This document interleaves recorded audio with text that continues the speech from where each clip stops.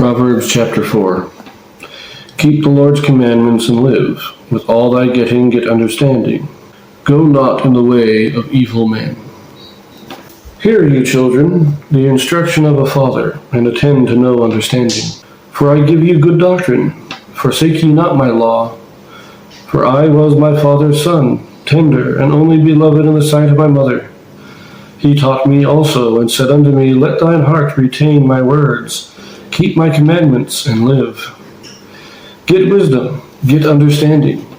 Forget it not, neither decline from the words of my mouth. Forsake her not, and she shall preserve thee. Love her, and she shall keep thee. Wisdom is the principal thing, therefore get wisdom. And with all thy getting, get wisdom. Exalt her, and she shall promote thee. She shall bring thee to honor when thou dost embrace her. She shall give to thine head an ornament of grace, a crown of glory shall she deliver to thee. Hear, O my son, and receive my sayings, and the years of thy life shall be many. I have taught thee in the way of wisdom, I have led thee in the right paths. When thou goest, thy steps shall not be straitened, and when thou runnest, thou shalt not stumble. Take fast hold of instruction, let her not go, keep her, for she is thy life. So this is an interesting one. He's saying, well, again, this all seems to be written to his son or his children.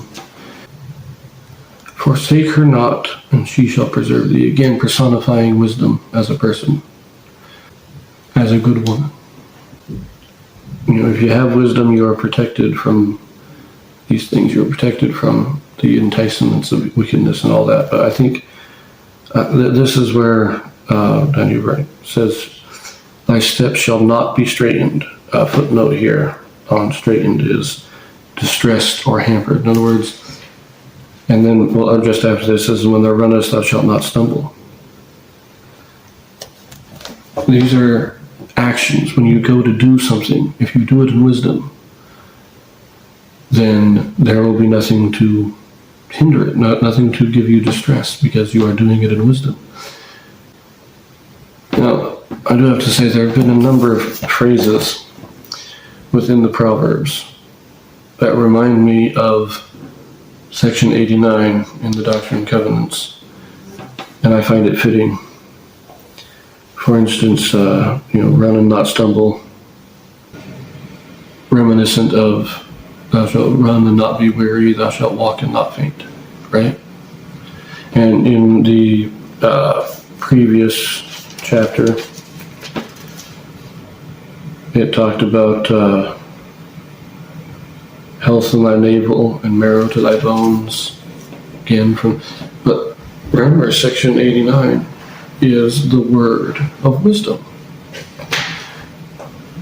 And I find it fitting that the Proverbs, being a book of wisdom, that we are talking about what wisdom can do for us, how to get wisdom, how to increase in wisdom, that it would use the same imagery as the word of wisdom does.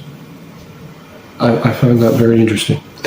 But verse 14, enter not into the path of the wicked, and go not in the way of evil men.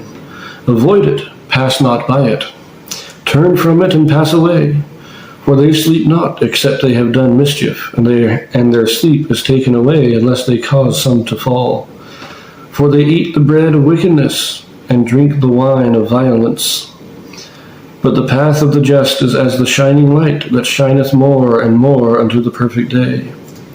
The way of the wicked is as darkness. They know not at what they stumble. My son, attend to my words, incline thine ear unto my sayings. Let them not depart from thine eyes, keep them in the midst of thine heart. For they are life unto those that find them, and health to all their flesh. Keep thy heart with all diligence, for out of it are the issues of life. Put away from thee a froward mouth, and perverse lips put far from thee. Let thine eyes look right on, and let thine eyelids look straight before thee. Ponder the path of thy feet, and let all thy ways be established. Turn not to the right hand, nor to the left. Remove your foot from evil. Now, that last part there is just an admonition. Keep on the path. Once you have wisdom, stay with it. Don't wander away from it. Don't become foolish. But I do like this: enter not into the path of the wicked. Avoid it, pass not by it, turn from it, and don't even go near that stuff. Avoid it like the plague. In other words, don't think you can tempt yourself. Don't think you can just stick a toe in. It won't work. Avoid it at all costs, or you will fall. Because the wicked don't sleep.